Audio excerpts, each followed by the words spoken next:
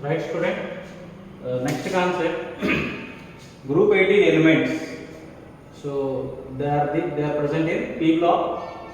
So group 18 elements have different types of the names. They are known as noble gases, they are known as inert gases, and they are known as zero group elements. So here group 18 elements, they are highly unreactive elements. So they are very less reactive. The elements which are with or which contains less reactivity, they are known as noble elements. You know that gold, and the next one platinum. These are also known as noble metals. These are known as noble metals. Why they are known as noble metals? Because they are least reactive. Similarly here, these are the 18th group elements are gases, and these are also least reactive. So these are very least reactive. That's why these are known as noble gases and inert gases. And next one, why these are known as zero group elements? Because the valency is zero. So now valency formula equal to 8 minus group number. 8 minus group number. So 8 minus. So here you should not take this 18. You need to take the 18th A. This number you have to take. These are known as 18th A group elements. You need to consider this number. So 8 minus 8, which is equal to 0. Valency is 0. That's why they are known as zero group elements.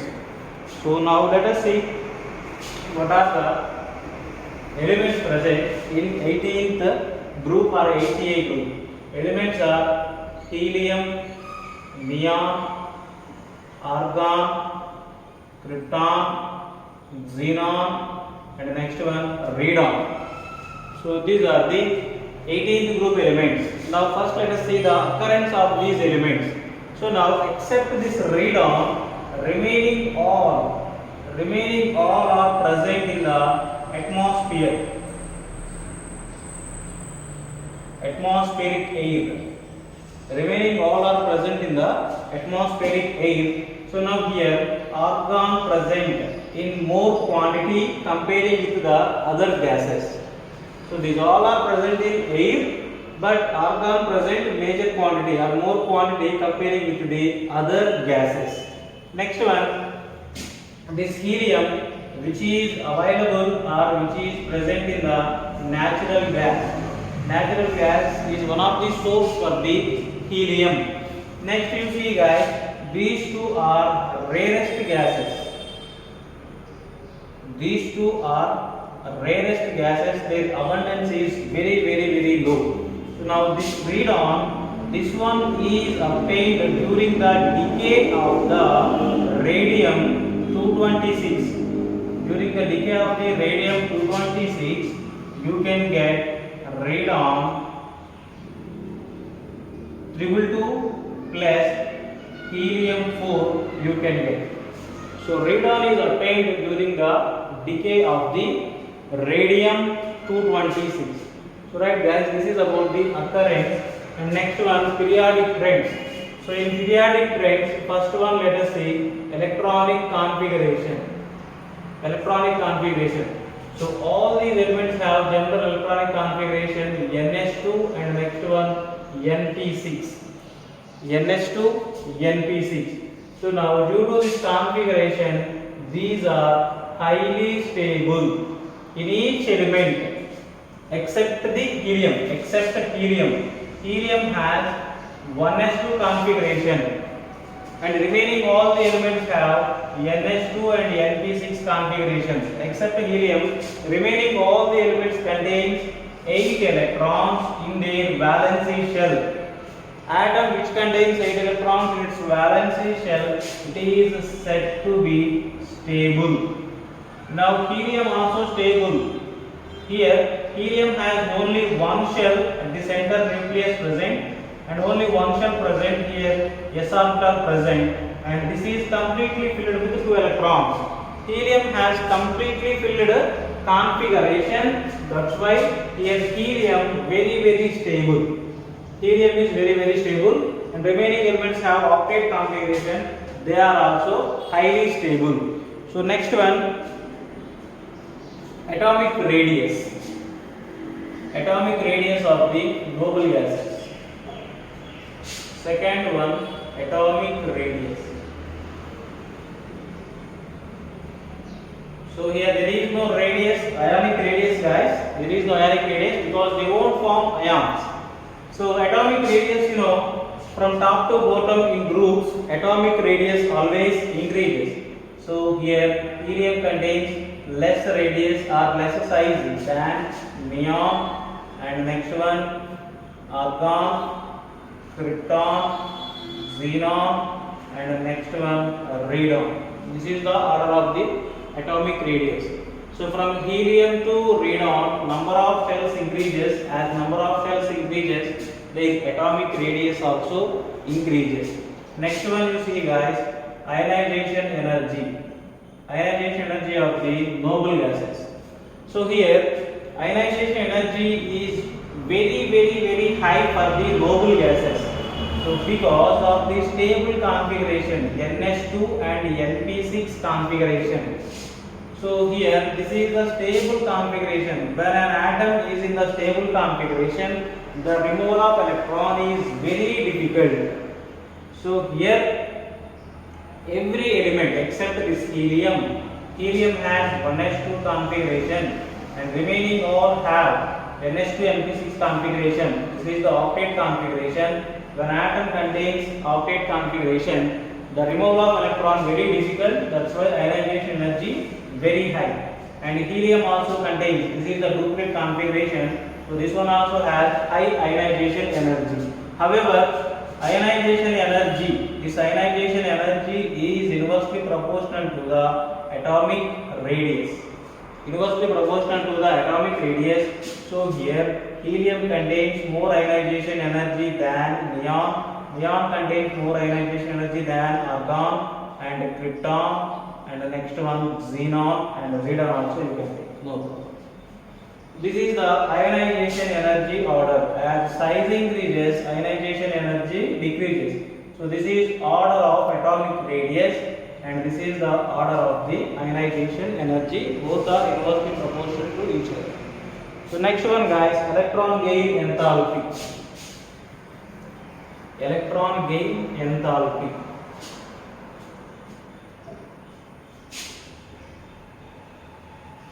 Fourth one, ionization energy, this is third one, electron gain.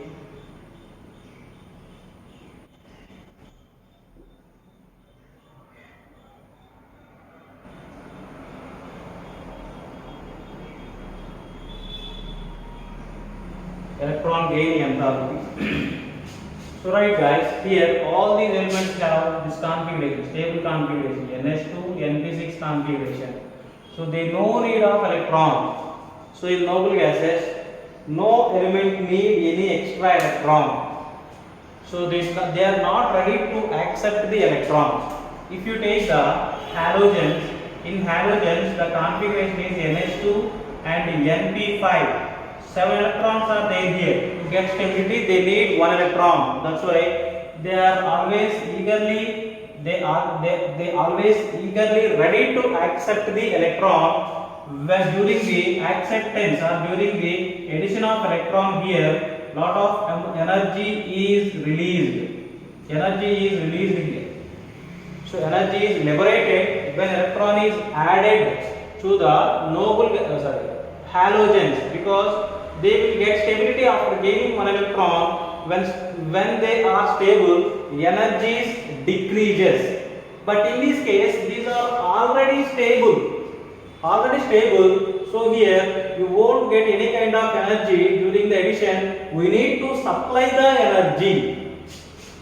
So here, if energy is liberated during the addition of electron, that is known as negative electron gain enthalpy.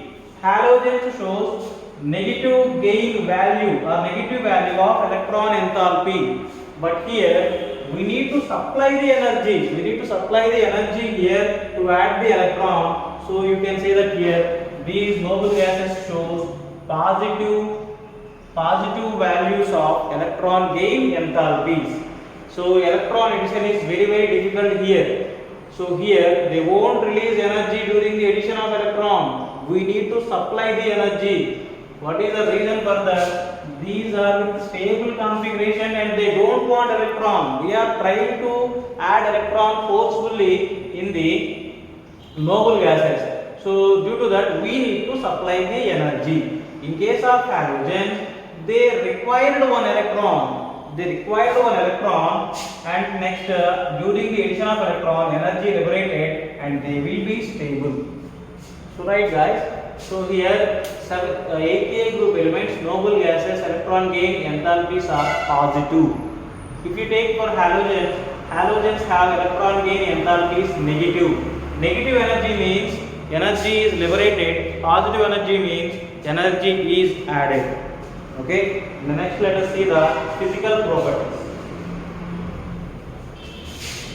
Physical properties.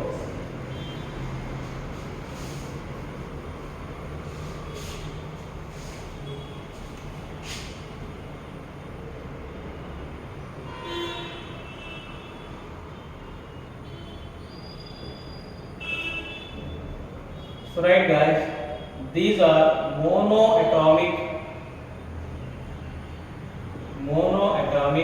colorless, odorless, tasteless gases. These all are exist in gaseous state and they are monoatomic, means they won't present in the combined state.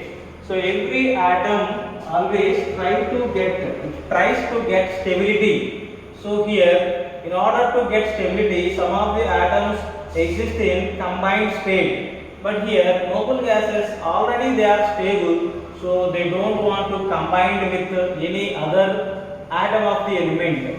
So that's why they exist as a monoatomic gases.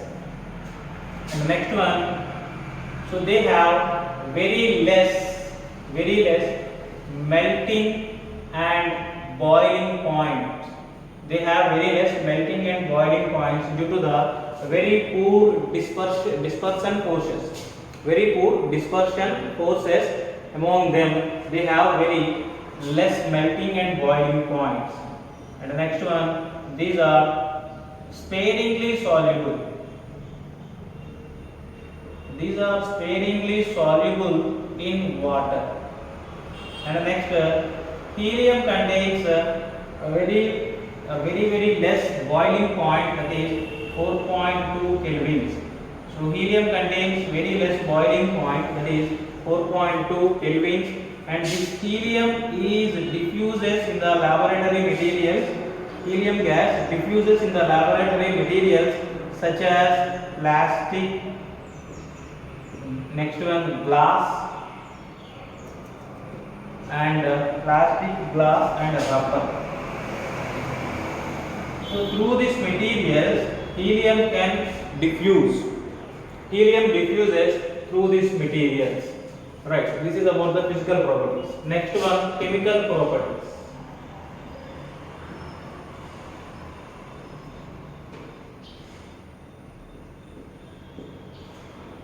So right guys, these elements are highly unreactive due to the three reasons. Very first reason, octet configuration. They have octet configuration, and if you take the helium has 1s2 configuration. Due to their octet configuration and duplet configuration of the helium, so they are least reactive. And the second one, their first ionization energy is very high. Very high. First ionization energy means energy required to remove the electron from the atom. So then the removal of electron. Why we need to remove the electron? To make it as ion. If we make it as ion, there is a chance to react. But here the removal of electron is very difficult. So they have high or very high ionization energy. First ionization energy. And next one, their electron gain enthalpy. Electron gain enthalpies are very high positive. electron gain enthalpy values are positive. It means that the addition of electron also very difficult. Ionization energy is very high. It means removal of electron difficult or making of cation very difficult from the noble gases. And electron gain enthalpy's values are positive. It means that making them as anion also very difficult. So these two, due to these three reasons, these elements are very less reactive. So okay, however, number of attempts were done to make the compounds with the noble gases, but all were failed. But in 1962, scientist name is Neil Bartlett. Neil Bartlett, he prepared, or he was successful in the making of compound by using xenon. Okay, so now here first he prepared one compound that is a red colored compound, which is formulated like this: O2 plus platinum F6 minus. First he prepared this compound which is present in the red color. Okay, so now he observed one thing, that is the first ionization energy of the oxygen and the first ionization energy of the xenon. The first ionization energy of the oxygen is 1175 kilojoule per mole, and the next one here, xenon first ionization energy is 1170 kilojoule per mole. So now you see here, ionization energy values are very close for oxygen and the next one xenon. So this one, from this he motivated to make the xenon compound. So now he treated this platinum F6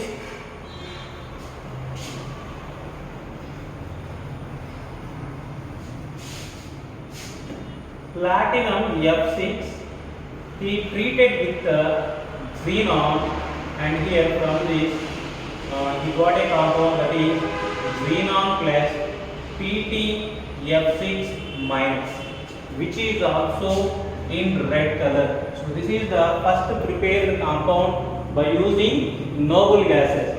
So after this, number of compounds were prepared by using the noble gases, especially xenon, and the next one krypton and radon. So xenon can react with highly electronegative atoms, fluorine and oxygen, and forms the compounds.